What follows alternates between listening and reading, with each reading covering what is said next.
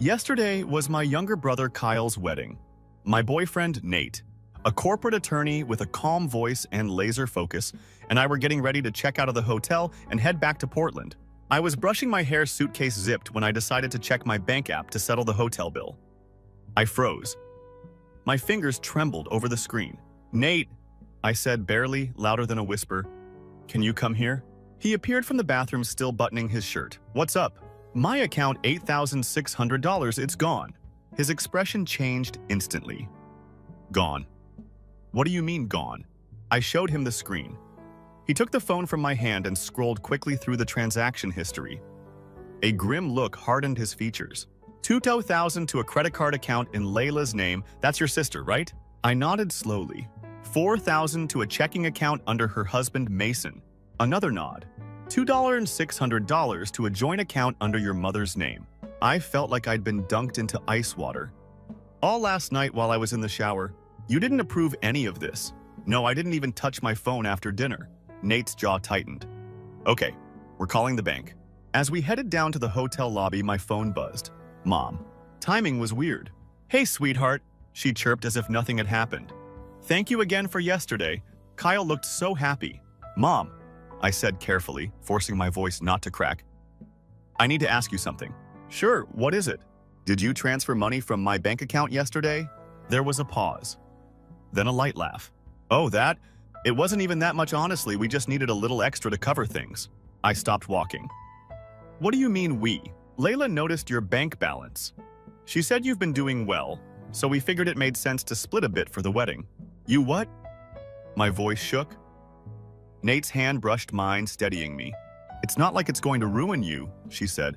"You're single, no mortgage, and you don't even have kids. Kyle's our youngest." It was a once-in-a-lifetime thing. Nate took the phone from me. "Hi, this is Nate. I'm Mara's partner. What you've just described is illegal." "That's theft." There was a sharp inhale on the other end. "Oh, the lawyer. Of course, stay out of family matters." Then she hung up. I stared at the screen. She hung up. "We're going to your parents' house," I said. "I need to hear the truth in person." 30 minutes later, we stood on the porch of my childhood home, the one I helped pay to remodel 3 years ago. I took a deep breath. Nate rested a hand on my back.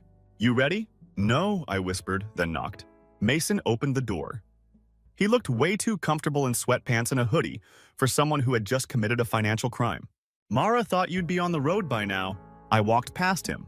In the living room, my mother was sipping tea. Layla was scrolling through her phone, and Mason slouched on the couch like he owned the place. "How did you get into my account?" I asked. Layla didn't look up. "Your password was easy. Same one you've had since college. You left your phone out in the hotel room." "You what?" I could barely get the words out. "We needed it," Mason said with a shrug. "Do you know how expensive it is raising 2 kids and planning a wedding?" "You don't get to decide what I need or don't need," Mom chimed in casually.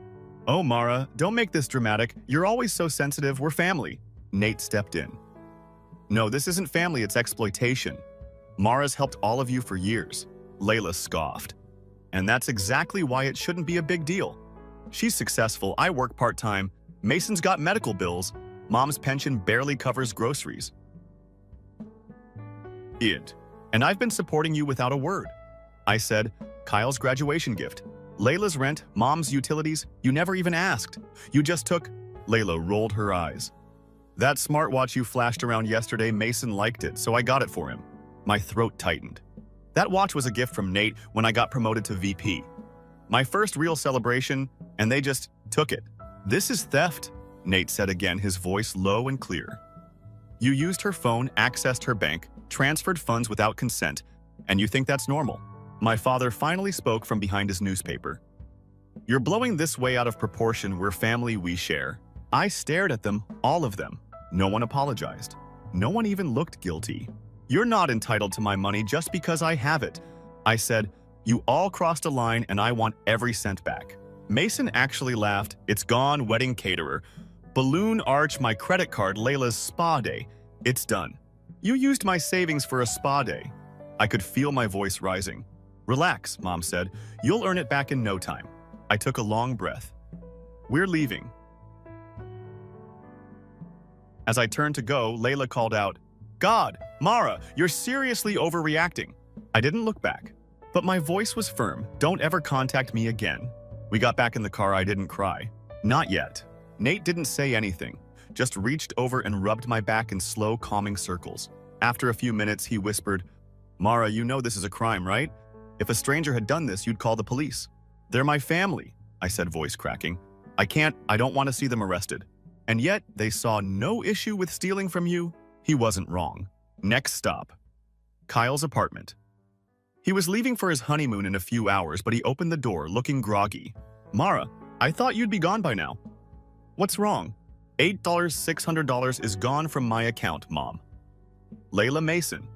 They took it last night." Kyle's face went pale. He sat down hard on the arm of the couch. "Wait, what?"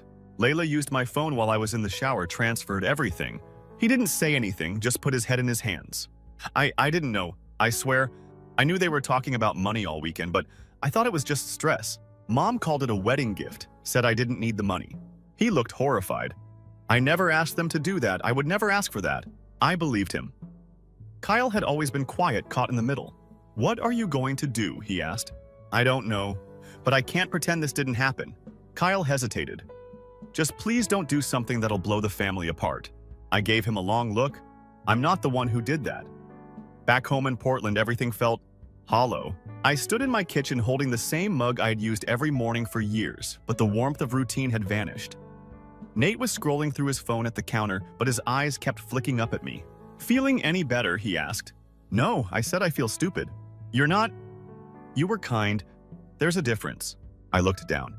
I let them walk all over me for years, and I didn't even notice. Nate walked over and handed me a folder. "Then let's notice now." Inside was a checklist, unauthorized transactions, financial records, text messages, email threads. He flipped to a section labeled Evidence Collection. Step 1. I talked to one of the lawyers at my firm. He said, "Specializes in financial crimes." She said what they did could qualify as identity theft and financial abuse. Financial abuse? I repeated like the term was foreign. Yep. Happens more often than you'd think, especially in families. People assume it's okay to take advantage of the successful one. I nodded, a lump forming in my throat. Because I don't have kids, because I don't have a husband, because I've always been the one they could guilt. I opened my laptop and started pulling up my bank records. 3 years worth of transfers notes, Venmo history, PayPal, Zelle checks, even the birthday cash I sent via QuickPay. By evening, the dining table was covered in paper. I'd highlighted every transaction tied to my family. $2 of $50 here, $300 there, a $700 wire for school uniforms, a $1 $200 transfer labeled rent emergency, and on and on. The total, over $18,000, not including the $8,600 they stole last weekend. I sat down hard.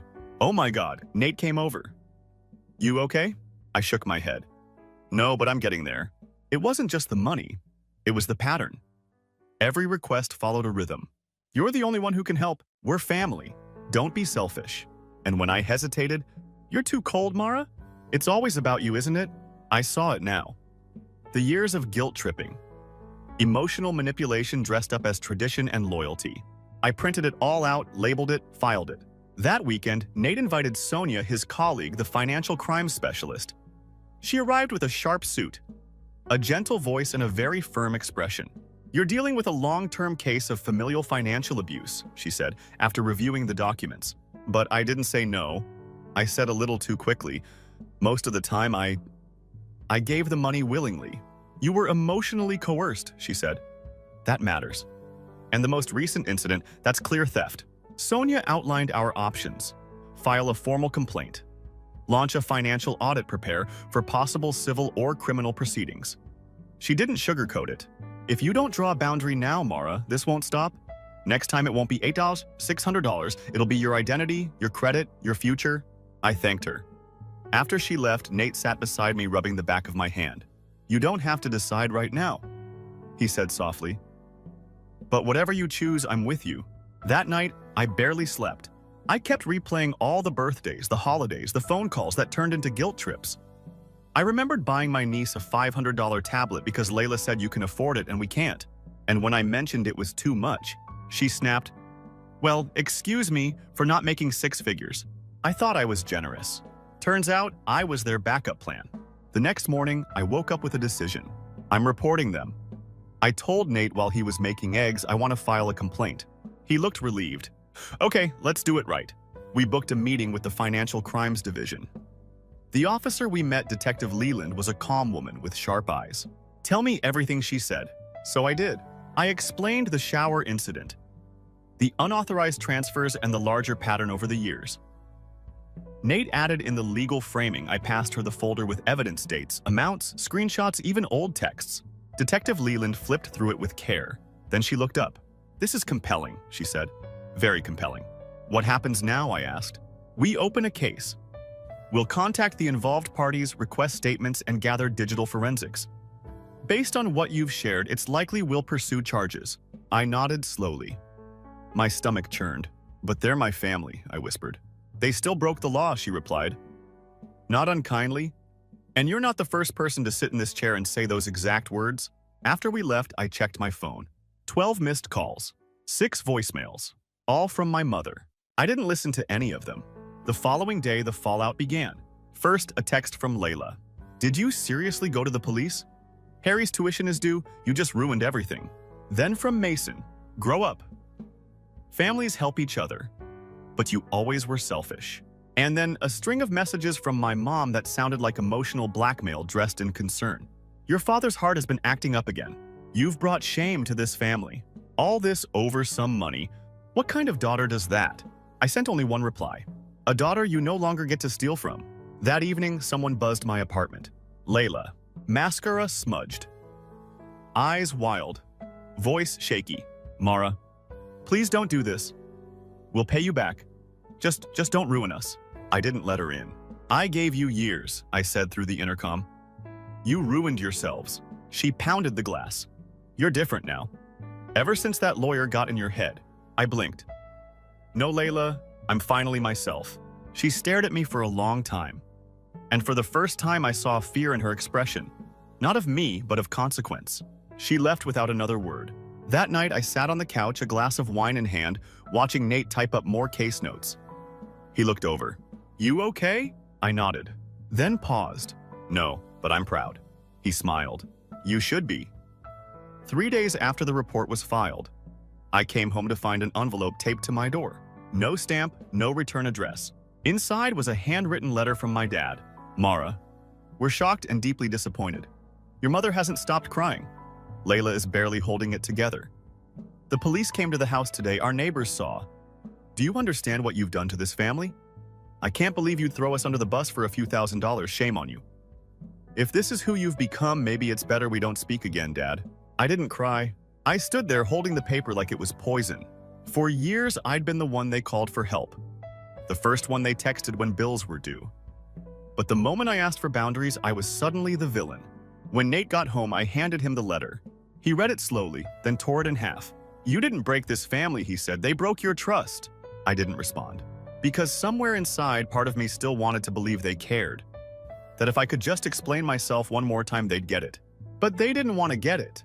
They wanted me to shut up and go back to being useful. 2 days later, Kyle called. I almost didn't pick up. But something in me hoped maybe he was different. Mara. His voice was quiet. Can we talk? We met at a coffee shop near my apartment. He looked wrecked. Dark circles, jaw tense. A man who just got married but didn't look like he was enjoying it. I heard about the report, he said. I figured. Mom said the police came by. She's freaking out. Layla won't stop crying. I sipped my coffee. They stole $8,600 from me, Kyle. And that was just the final straw. I know I'm not saying you're wrong. That surprised me. You're not. No. He sighed. I should have said something earlier. I knew what they were doing. I heard them whispering about your account during the wedding weekend. I didn't think they'd actually do it. Why didn't you stop them? Because I was a coward, he admitted, and because part of me didn't want to know the truth. I watched him for a long moment. He looked like a kid again, lost in a house that never had room for fairness. What now? I asked. Kyle looked away. Layla and Mason. They're panicking. Mason's employer found out about the investigation. He's on unpaid leave. If he gets charged, he could lose his license. That's not my problem. I know. But I thought you should know. There was a silence between us. I believe you, he said. I wish this didn't have to go nuclear. This didn't have to happen at all, I said. They made their choices. Kyle nodded. Slowly. I'm not asking you to back down. I just wanted you to know I'm not on their side. For the first time in days, I felt something loosen in my chest. Thanks, I said. As I got up to leave, Kyle looked up and said quietly, if you need me to testify, I will. I froze, then nodded. The next day, Detective Leland called. We've gathered enough for preliminary charges, she said. Layla and Mason will be formally contacted. We're also pursuing a civil recovery of funds. What about my parents? There's indirect involvement, but proving intent is harder. We'll keep gathering. After I hung up, I just sat in silence. The wheels were turning slowly but steadily, and that's when the social fallout began. The passive-aggressive Facebook posts, the vague Instagram captions. Family should stick together. Some people forget that. Funny how the ones you help the most throw you under the bus. Then came the calls from relatives I hadn't heard from in years. Mara, you really called the police? Your mom is devastated. Aren't you overreacting? It's just money. I always thought you were smarter than this. They weren't concerned about the theft. They were concerned about the scandal. I blocked them all, but the quiet was short-lived. The next night, someone pounded on my door. It was my mother, hair disheveled, face pale, her eyes wild like she hadn't slept in days. Mara, she shouted, how dare you turn on your own blood? I didn't open the door, just spoke through the frame. You stole from me. I raised you. I fed you. You're going to ruin our lives over a misunderstanding. That wasn't a misunderstanding, I said. That was fraud. She burst into tears. Theatrical messy. The same sobs she'd used when Layla didn't get into college or when Mason totaled their car and they wanted me to buy them a new one. I'm your mother, she cried. I gave you everything. You gave me guilt, I said. And the burden of being useful. She stepped back like I'd slapped her. I looked her in the eyes. You're not a victim here, and you're not welcome in my life anymore. I closed the door and locked it. Later that week, Nate and I sat at his firm's office going over the civil case documents. He looked over one form and paused. You're requesting full repayment and damages. I nodded. They stole my peace of mind. I want it back with interest. He smiled. That's fair. That night we stayed in ordered tie. Watched a movie neither of us paid attention to. Around midnight, I checked my email. One new message from Marty Davis at Outlook.com subject. Thank you. I blinked. The name was familiar. Hi, Mara. I'm not sure if you remember me. I'm Mason's cousin. We met once at Kyle's graduation. I heard what happened. I just wanted to say, thank you. Your story gave me the courage to stand up to my own family. They've been draining me dry for years, but I finally said no. And it was because I saw you say no too. It's strange how hearing someone else's story can make you feel less alone. You're not wrong, Mara. You're brave, Marty. I read it twice, then a third time, and for the first time in weeks, I let myself cry. Not from sadness, but from validation. I wasn't just protecting myself. I was setting a new example for people like Marty. For people like me, the courthouse smelled like nerves and old paper. Nate and I sat in the waiting area of the pre-hearing room. He tapped his pen against the legal pad in his lap. I stared at the faded carpet, counting the repeating pattern in the tiles like it would ground me. I can't believe we're here, I whispered. You're here because you stood up for yourself, Nate said. And you're not alone. Detective Leland met us outside the courtroom. Today's the preliminary hearing, she reminded me. It won't be a full trial, but based on the evidence and testimonies, the judge will decide whether we move forward with charges. I nodded. My heart thudded hard enough to drown out the rest of her sentence. Then I saw them. Layla and Mason walked in with their lawyer, all stiff suits and forced solemnity. My mother followed a few steps behind, clutching her purse like a shield. My father was absent. They didn't look at me, just sat across the room, eyes fixed on the wall like I didn't exist. But I knew they felt me, and I wasn't the same person they'd once controlled with guilt. The judge called us in. The courtroom was quiet, eerily so. I sat beside Nate while Sonia, his colleague, presented the timeline. She spoke with measured clarity, every word landing like a nail driven into wood. Unauthorized access, identity fraud, repeated coercive financial patterns, damages emotional and financial. Then came the evidence screenshots, bank logs, transaction histories. My life reduced to printed spreadsheets, proof of my pain. Their lawyer argued it was a family misunderstanding, that the funds were temporary loans and used in good faith. The judge didn't buy it. Then something happened I didn't expect. The judge said, I've received a statement from Mr. Kyle Bennett. Is he present? I turned. Kyle stood near the door, wringing his hands. He gave me a small nod and walked up to the witness box. My family's heads snapped toward him in unison. Kyle, the judge, said, "You indicated that you wish to speak regarding the events related to this case."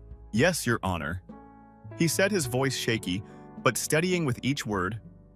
"I'm Mara's brother, and I want to confirm that Layla and Mason used her phone without consent.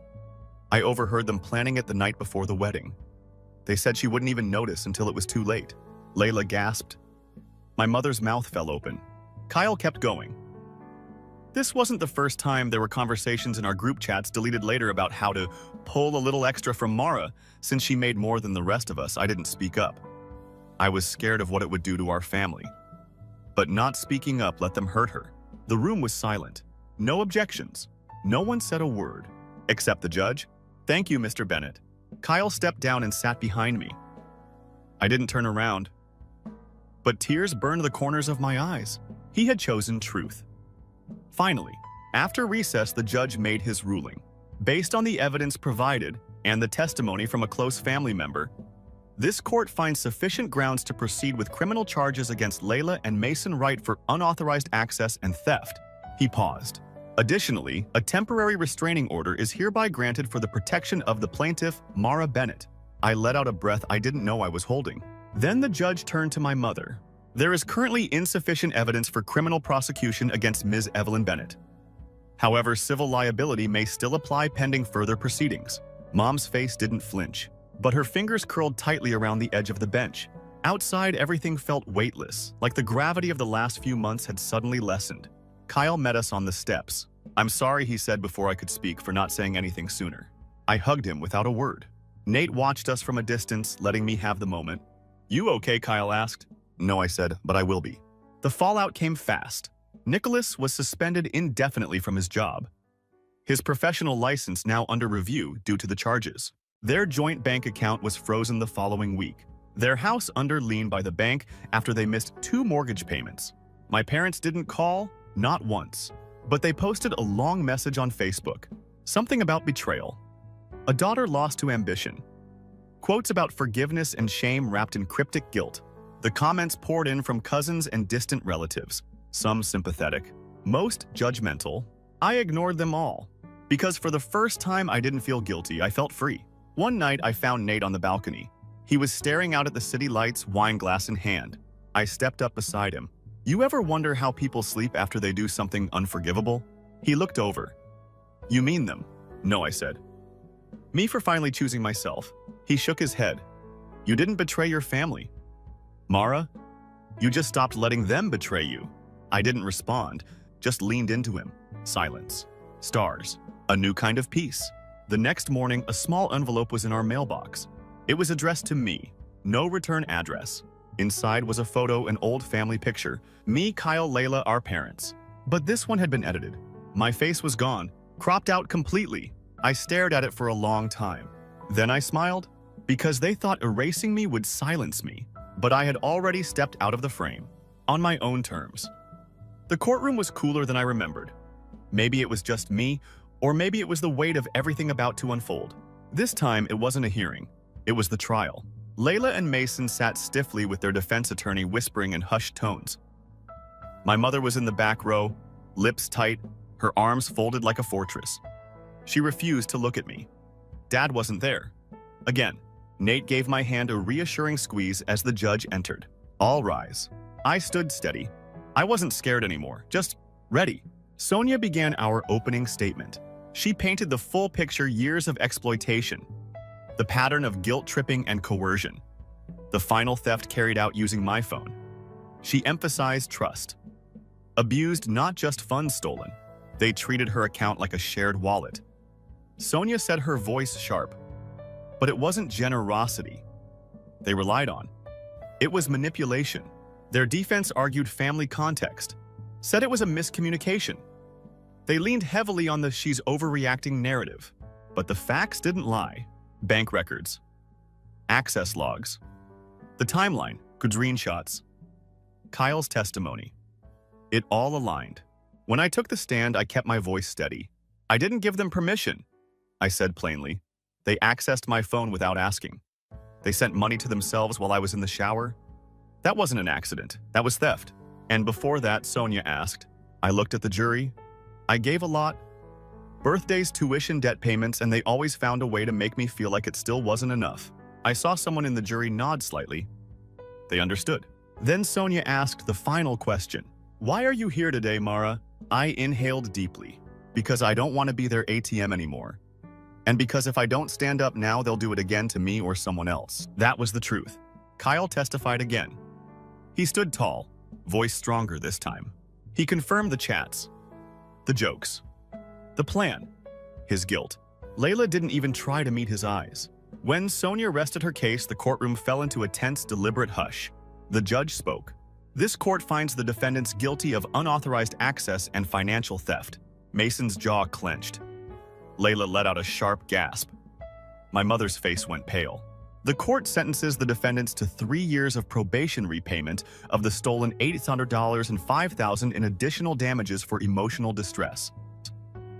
And effective immediately, a 5-year restraining order will be enforced. You are not to contact Ms. Bennett under any circumstance. I closed my eyes, not in victory, but in relief. That night, local news ran a short segment. The hidden face of family financial abuse, a growing trend. They didn't use my name, but the story was mine. Anonymous or not, the internet noticed. My inbox began filling with messages from strangers. I went through the same thing. I just didn't know what to call it. Your story gave me the courage to freeze my brother out after years of manipulation. I thought I was alone. I'm not. Each message chipped away at the isolation I didn't realize I'd been carrying. People were listening, and they were healing. A few days later, Detective Leland called. Just a heads up, she said. Court enforcement has been triggered. Their accounts are frozen. What about their house? In default, could face foreclosure within the next 60 days. And Mason's job?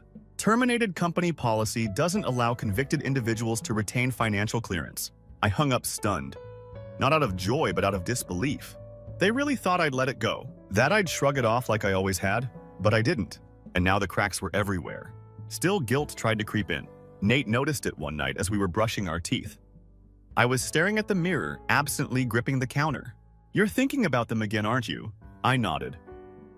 Part of me feels like I lit the match that burned everything down. Nate leaned in. No, you just stopped letting them burn you. 1 week later, a letter arrived. Handwritten, no signature. But I knew the handwriting. I hope you're happy now. You ruined your sister's life. Your niece and nephew will suffer. Is that what you wanted? Your father says he's done. We all are. You're not part of this family anymore. There was no return address. No warmth, just venom. I put it in a box labeled "Not My Burden." I didn't need their acceptance anymore. Then something unexpected happened. Kyle showed up at our apartment. He was holding a small bag and a coffee. I know I've said it already, but thank you. For what I asked, stepping aside to let him in. For doing what I couldn't, and for making me see it. He handed me the bag. Inside was a notebook. My old journal, I'd left it at home years ago. I found it when Mom was cleaning out the closet. I figured maybe you'd want it back. I held it gently. That notebook held my 20s. My first job. First heartbreak. Hopes. I didn't even remember writing. I also wanted to say I'm planning to move. My eyes widened. Where? Here, he said with a small smile. Portland, I've already put in for a transfer. He looked down at his coffee, then back at me. I want to be close to the only family member who treated me with honesty. That hit me hard. I'd like that, I said. And I meant it. Later that night, Nate and I went for a walk. The air was cool, the city quiet. We stopped at a bridge overlooking the river. You okay? He asked. I nodded. Better than okay. I still can't believe it. I added, all the people who wrote to me said they found strength in my story. You didn't just protect yourself, Mara. Nate said. You gave others permission to do the same. I smiled. And for the first time in a long time, I felt proud of that. Because what started as survival had become something else.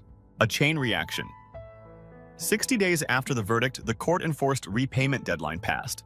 Layla and Mason hadn't paid a cent. The law didn't care. Enforcement kicked in immediately. Their bank accounts were officially frozen. A few of their assets, Layla's SUV, Mason's home office setup, were seized. One morning, I got an email from Sonia. FYI, per court order, collections have started. Mason's employer filed a final report regarding his dismissal. Their home is now formally in foreclosure. The restraining order remains in effect. I closed the laptop slowly and stared out the window. I thought I'd feel triumphant, vindicated, but all I felt was calm. A kind of peace that doesn't announce itself, it just arrives. A week later, I bumped into Kyle again at a bookstore near my apartment. He was carrying a resume folder and a travel mug, looking every bit the anxious job hunter. "How's it going?" I asked. He exhaled. "One interview down, 2 more this week. You're doing the thing," I said, nudging him. He smiled. "I'm trying. I want to build something here on my own." Without them, I was proud of him. Not because he was succeeding, but because he was trying, even when it hurt. That night, Nate and I hosted a small dinner at our apartment.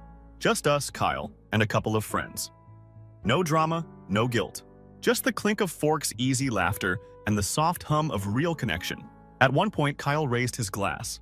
"To starting over," he said, "and to the people who show up when it counts." I clinked my glass to his, and meant it with every part of me. The following week, I received an email that left me frozen in place. Subject: speaking request. Mara Bennett. It was from a non-profit that supports victims of financial exploitation. One of their staff members had seen the news segment and read the anonymous case study I'd agreed to share. "We'd love for you to speak at our upcoming conference." Not as a legal expert, but as someone who lived through it. Someone who found their voice. "Your story matters." I read the message 3 times. Then I forwarded it to Nate with one line. "Should I?" His reply came seconds later. "Absolutely. Your voice is power." That weekend, I stood on a stage for the first time in years. The room was modest, maybe 60 people, but every seat was filled. I told them the truth. Not just about the money, but about what it felt like to wake up and realize your family sees you as a resource, not a person. How guilt becomes currency. How silence becomes expectation. And how one day you reach a point where survival demands a different choice. When I stepped off the stage, a young woman with tear-filled eyes hugged me and said, "I thought I was crazy, but now I know I'm not." And that's when I realized, healing doesn't always come from revenge. Sometimes it comes from being heard. One afternoon, I was walking through my neighborhood when I saw a moving truck. I didn't think much of it until I saw her, my mother. She was standing in front of a small rental property giving orders to 2 movers with the same tone she used when we were kids, and she thought volume equaled authority. I paused. She didn't see me. Her hair looked thinner, shoulders a little more hunched. For a second, I wondered if she missed me. Then I remembered the letter, the family photo with me cropped out, the refusal to even acknowledge wrongdoing. And I walked away, not from bitterness, but because I didn't owe her my presence anymore. Weeks passed. The city bloomed into spring. I got back into yoga, started journaling again. Nate and I planned a short trip to the coast. One evening, as we watched the waves roll in from a small beach cabin, he reached into his coat and pulled out a small velvet box. My breath caught. Again, he knelt down smiling in that steady, unshakable Nate way. "Mara, the past year has tested you more than most people face in a lifetime, but you never gave up. And through it all, you've shown me strength, grace, and fire." He opened the box, simple, elegant. A silver band with a modest diamond that sparkled in the setting sun. "Let's build a future that looks nothing like your past. Let's build something we choose together." I said yes, not just to Nate, but to everything that came after survival. A few months later, I was invited back to speak again, this time for a panel on financial justice. I wore a navy dress and a quiet smile. Afterward, a woman in her 60s approached me. "I waited 30 years to say no to my family," she whispered. "Thank you for helping me find the courage. Better late than never, right?" "Right? Kyle's doing well. He got a job at a local logistics firm. Nothing fancy, but stable, honest work. He still calls me once a week. He even met someone, a woman named Rena, who makes stained glass and drinks too much iced coffee. He told her everything about the lawsuit, the betrayal, the guilt. She didn't flinch. "Sounds like your sister's a badass," she'd said. "Yeah, she is." As for Layla and Mason, they moved into a rental 2 towns away. Their online presence dried up. No vacation photos. No party invites. Just silence.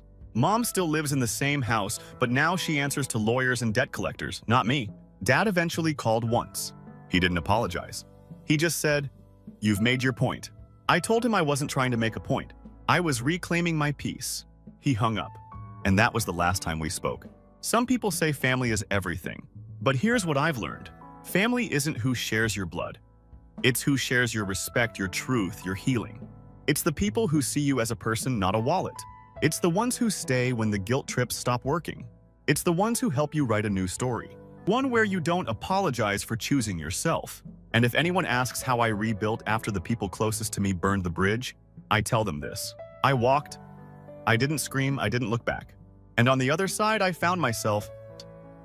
And that was more than enough story. Hui. 2. It's great to be away from the stress of her wedding. I will eventually come across postings like this from my relatives who were unable to attend my wedding. My family and I have never had a good connection. One day when my family was unwinding in the living room when I entered their house, the talk abruptly halted. My mother Diana forced a stern grin while my brother Benjamin and his wife Camilla exchanged significant looks. "You're unusually early today, Eliza," my mom said. "Has the job been completed?" I gave a little sigh. "I did finish early today, yes. Dinner at home was what I wanted, Victor."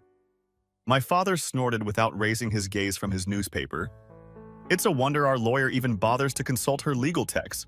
"Dad," I started to say something, but Benjamin cut Eliza off. "Describe the meeting you had this morning. Has another business been sued by you?" He then gave his wife Camilla an explanation. Eliza's conversation is limited to numbers. At gatherings, she has a unique ability to destroy the atmosphere. Camilla chuckled quietly. "Yes, exactly.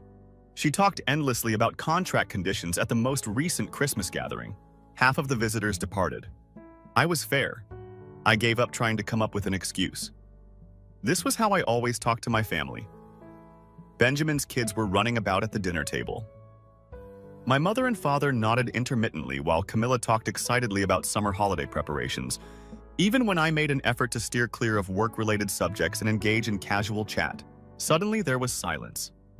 "Eliza is too serious all the time," Camilla said. "You ought to learn how to enjoy yourself. Work isn't the only thing in life." Benjamin gestured wildly in the direction of his kids. "Look, children, avoid being like your aunt. Work, work, work at all times." She even loses the ability to grin. I looked down at my glass of water while the kids giggled naively. They need to be aware that I was contributing to their living expenses. This is in spite of the fact that I funded my own legal education and developed my own job. However, I was merely the solemn, uninteresting oldest daughter in their eyes. My father incidentally yelled out to me as I was leaving that evening over the expense of Benjamin's birthday celebration the following month. "Will you lend a hand a little?"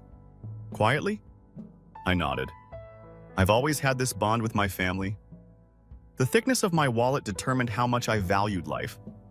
But eventually, there would be a significant shift in my family's mindset. About 2 months ago, this catastrophe began.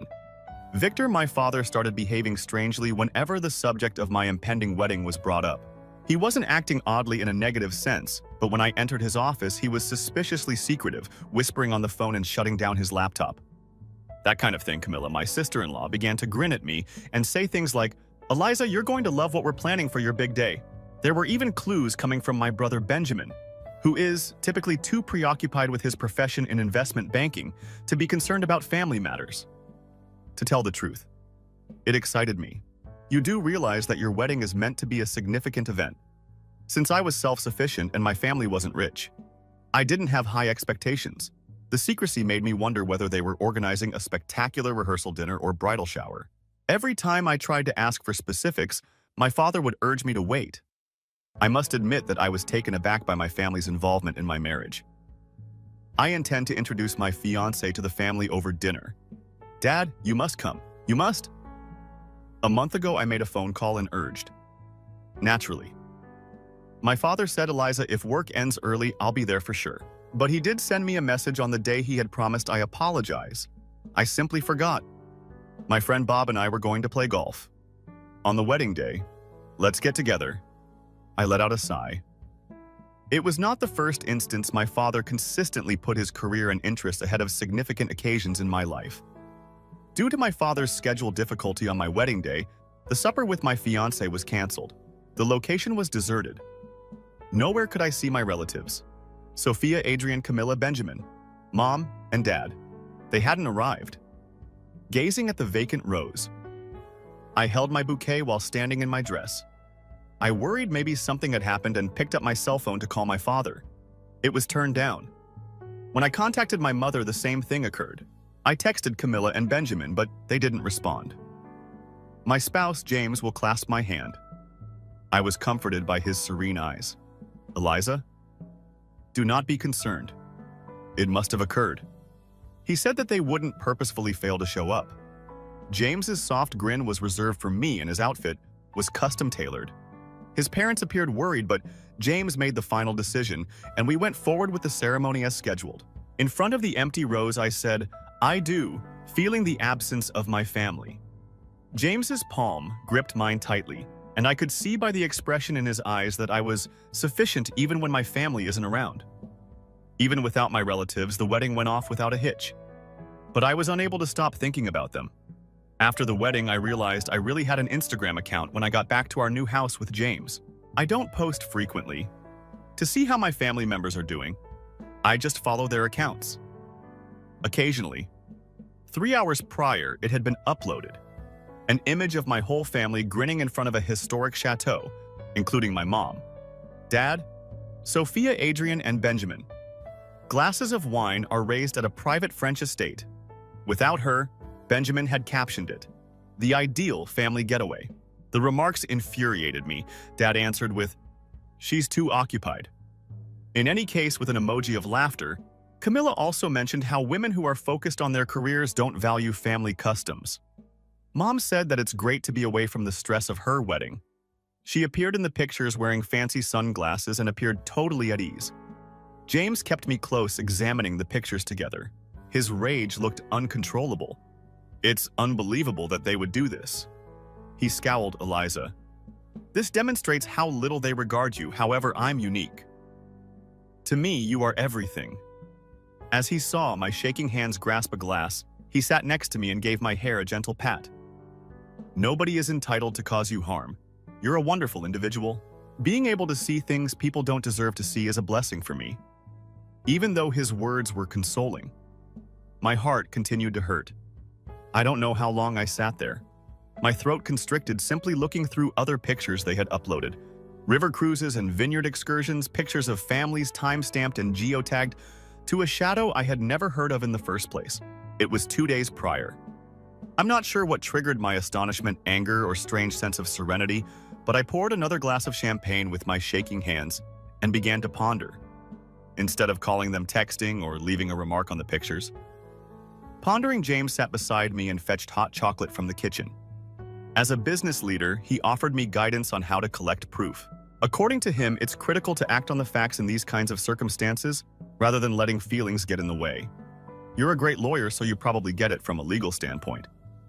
However, we must now maintain records of everything.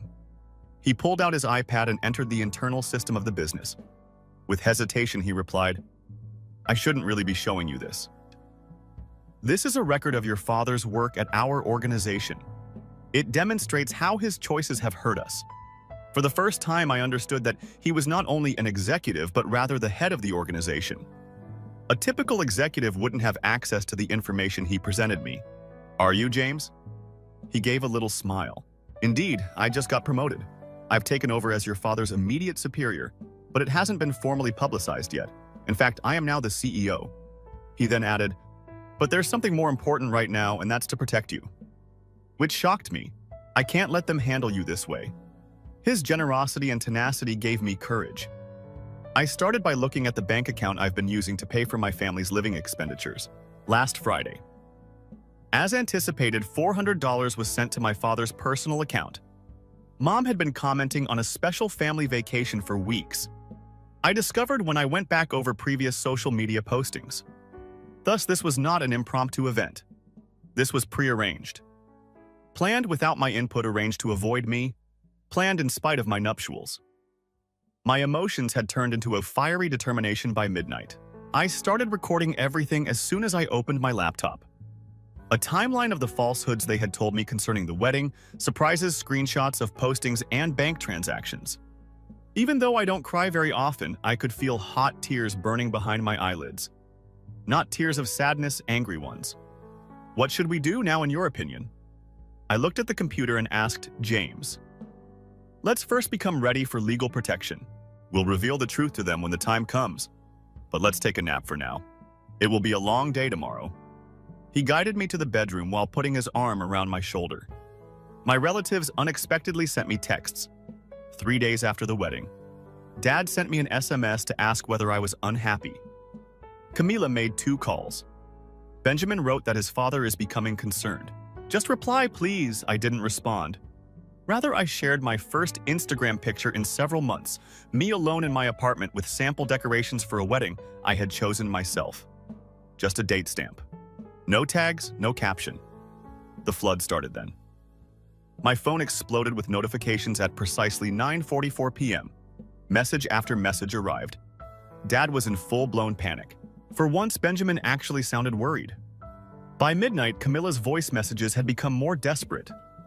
I tallied 290 messages from all platforms, including voicemails, emails, DMs, Instagram, WhatsApp, and texts. And Dad's final one simply stated, "We're returning tomorrow. We must speak." James sat beside me in the living room, observing my face with worry. In actuality, James approached us the day following our nuptials. He got up early that day, showered, and then made a discreet phone call in the living room corner. I had just woken up from the weariness of the previous day and was still in bed. He was speaking in a tone that I found unusual. It had a steady strength, but it was calm and businesslike. Indeed, Victor James's voice reached me. The ruling from Monday has not changed. The regional branch will be your new home. Your performance will determine how you are treated in the future. There, when I heard him speak my father's name, I was completely awake. As I sprang out of bed and made my way to the living room, I noticed James clutching the phone solemnly. He glanced at me, nodded slightly, and carried on the phone. "This isn't personal, sorry." Calmly, he stated, "It's just a question of performance and compliance. Your department has failed to meet targets for 3 consecutive quarters. Furthermore, there have been violations of the company's ethics code." The voice from the phone grew louder. It sounded like my father was shouting. James remained calm and switched the phone to speaker mode. "You don't have the authority." My father's voice echoed throughout the room. "I've supported this company for 20 years. You're just a victor." James calmly interrupted. "I was officially appointed as the CEO 3 months ago. All personnel decisions are under my jurisdiction." After a period of stillness, my father's voice altered. This time, it was coupled with fear. "Wait, James. There must be some misunderstanding. I was fair. You missed a family wedding to go on a European vacation," James said firmly. "Our organization promotes the idea of cherishing family. You failed to respect even that basic premise. Wedding." The tone of my father's voice was bewildered. "Which wedding?" James gave me a glance. He softened his look a little. "The wedding of Eliza. The person on the other end of the phone is your daughter." Something dropped. Then distantly, I heard my mother's voice. "Victor? What took place?" "The wedding of Eliza." Why would my dad sounded utterly surprised? I sat next to James when he stretched out to me. "Your son-in-law and superior is me, James Ryan." There was utter quiet, then the sound of panicked voices on the phone. My father appeared to be quickly conveying things to my mother. In the background was Benjamin's voice as well. They were obviously upset. However, my father picked up the phone again, his voice now shaking. "Why was I not informed about that, you and Eliza? I had no idea. 3 months ago, we sent out the invites. It was the first time I talked. No one answered. Mom informed me you were busy when I contacted her to double-check Eliza." My dad let out a gasp. "You were present. It's all a misunderstanding. Listen, we were simply on vacation. I had no idea that James, your fiancé, was also my supervisor." Benjamin's voice was audible when there was a rapid movement on the other end of the phone. "James, listen. Eliza, Dad was being demoted as we found out in Europe. We attempted to get in touch with you when everyone was outraged. However, you called off my wedding. You didn't even consider the most significant occasion in my life," I remarked, in a cold tone. "Eliza." My mom began talking. "We were sufficient." Before hanging up, James remarked, "Victor, on Monday, I anticipate receiving a report from the regional branch." I buried my face into my knees as the call was over. James threw his arm over my shoulders and sat next to me. "To be honest, I was surprised that your father didn't recognize me. He ought to have recognized me as a member of the management team since we had met at board meetings. I suppose he never gave you any thought in his life." Those words, Eliza, broke my heart. My father was unable to recall the face of my fiancée. Our phones continued to ring 3 hours later. 290 frantic texts from Camilla Benjamin. My mother and father. They became acutely aware of my significance since my spouse may have an impact on their standard of living. How will you respond? James stroked my shoulder and asked. I answered resolutely. I'll ignore them just as they ignored my wedding. I'm going to disregard their texts. James gave me a kiss and a little smile. At last I got it. My fiancé's identity was unknown to them. I used to think of myself as my family's supporting role, but now, at last, I am the main character. I was also prepared to begin a new life with James, my partner. For years, I have remained faithful to my family. When my father sought legal assistance, I never once purposefully disregarded him. That night, we worked on developing my legal defense plan. Around midnight, I made a call to my bank and blocked my family member from accessing my accounts. I found a 2-week-old email exchange between Benjamin and Dad. Should we even mention the trip to France to Eliza? Dad Benjamin. Why even bother? Her wedding will be her only concern. Dad, it's true, LOL. It's not as if she ever pays attention to anything but legal issues. She won't likely discover that Benjamin is gone until after her wedding. I believe you're correct, Dad. Something inside of me coalesced at that very instant. There had been a glimmer of hope that perhaps it was all a great misunderstanding. On the day they were meant to return, however, that email shattered it. I was at my apartment waiting. At 4:32 p.m., I heard several voices in my building's elevator.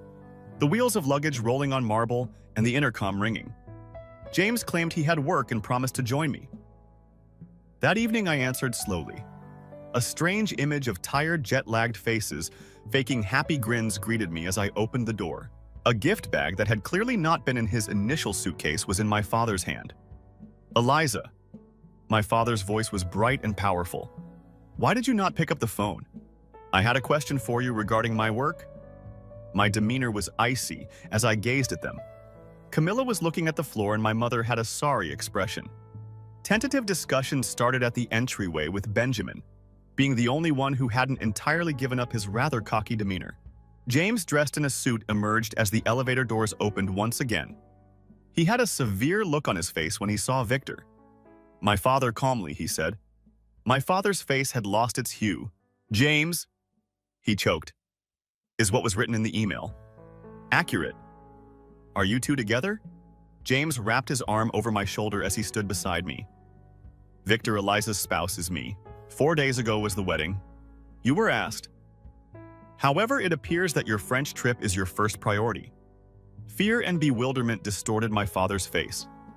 Eliza? Is he the CEO of my company? Calmly. I said. He is indeed. But what do you know? You came here to complain about James demoting you after choosing to travel over my wedding. Benjamin took a step ahead. Listen, Eliza. We were unaware that your fiancé was in fact your father's boss. That must be a flagrant falsehood. Otherwise, I spoke aggressively. Last month, James's promotion was determined. Emails with his name were going around the workplace. With a quivering voice, my father replied, You don't care about my life, which is why you don't know anything about my fiancé. We're family. Eliza, family members support one another, right? James spoke softly. Victor, a person has no right to discuss family if they don't cherish it. The hall reverberated with those words. There was total quiet. My father's shoulders drooped and his face took on a look of sorrow. My mother sobbed uncontrollably and put her palm over her lips. Even Benjamin, with his customary haughtiness, looked down at the ground. I told you last week when you were in France, James said coolly. The corporation does not require workers who do not appreciate family. You will be transferred to a subsidiary in the country. Only after getting that notice did you suddenly become interested in your daughter's wedding.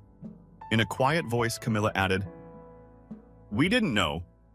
Victor abruptly stated that we needed to return. James's face softened a little as he gazed at her.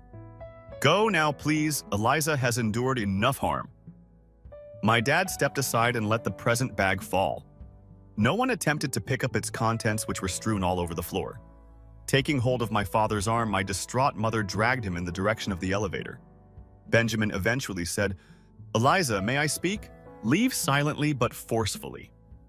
I said, As they stepped inside the elevator, they dropped their heads and sagged their shoulders. My mother's tear-streaked face and my father's distraught look were the final scenes that could be seen through the shutting doors. When the door closed, Benjamin was holding Camilla, who was sobbing uncontrollably. James gave me a soft hug. "Are you all right?" "With kindness," he inquired. "I'm fine," I said. "I'm not an unseen presence anymore. All I need is that I could see them moving toward a cab in the lobby with heavy feet. As I peered out the glass, my father had lost his haughty appearance. As they got into the cab and drove off in the rain, he just had the appearance of an elderly guy. For the first time, I truly felt free. A month following the wedding, things had clearly become worse for them. At the breakfast table, James and I were talking about my father's predicament while sipping coffee. My father's performance report was on James's laptop, and the figures were unforgiving. His tenure in the regional branch was brief. 2 weeks. James said softly that he was always late and even slept off during meetings. He formally presented his resignation yesterday. I looked at the steam when I took up my coffee cup. James grasped my hand like he always did. "Do you feel bad about it?" "No?" I gave a head shake. They made their decisions, mine was just made. My new phone rang as we were getting ready to go for work after breakfast. The number belonged to my mother.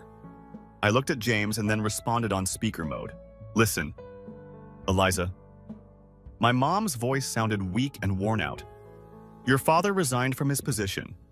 We're having financial difficulties. Our credit card debt is increasing, and we are unable to make our mortgage payments. Would you be able to assist us?"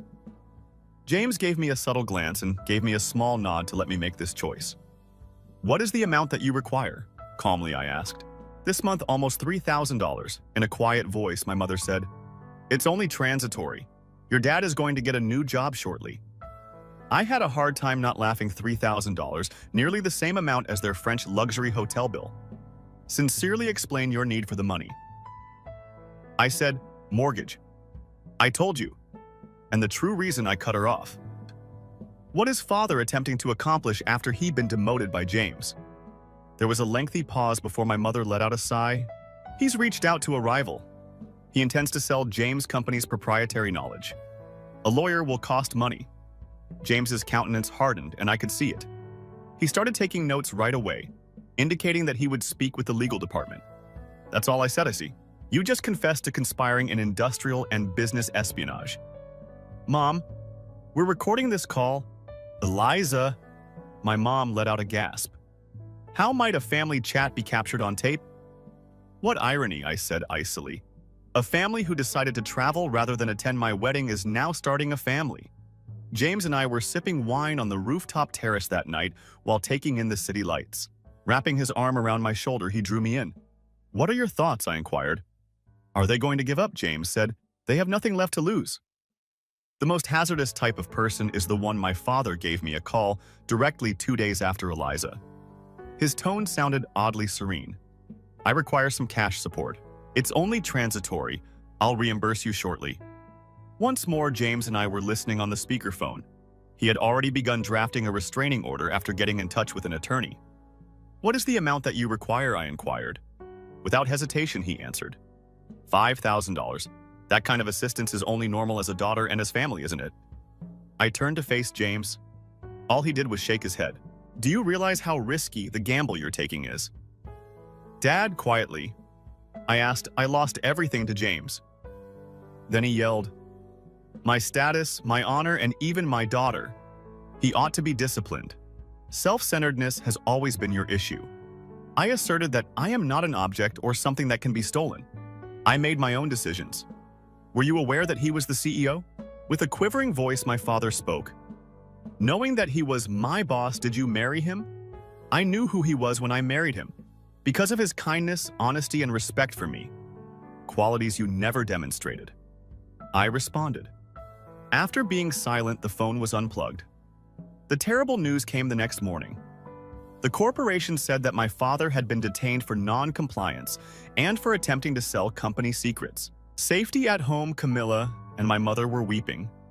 What ought I to have done? I questioned James. I could have prevented them. James whispered softly, "Eliza," as he caressed my cheek. "They made these decisions. You are not accountable for them. I formally requested a restraining order against my parents, Benjamin and Camilla, through my attorney that afternoon. I couldn't let those who were ruining their own life to ruin mine too. You didn't remember me. In my final email I wrote, I'm going to forget yours now. I made a fresh start, getting a new phone number and a new email address as of that day. James helped me all the way through. You're not alone, he said to me when he held me in his arms at night. Your family is me. We purchased a new home half a year later, a lovely home on the lake. Away from the bustle of the city, I was elevated to the position of chief legal officer after James successfully restructured the business. The sporadic court paperwork were the only reminders of my old family. Adrian and Sophia no longer demanded gifts, and I was at liberty. Although the familial ties had been severed, James and I were forming a new family. A family that I could see once a month.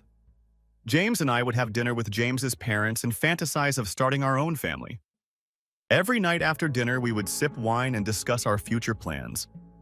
And occasionally, I felt a sense of comfort from his casual remarks that I had never had before. Eliza, you are everything to me.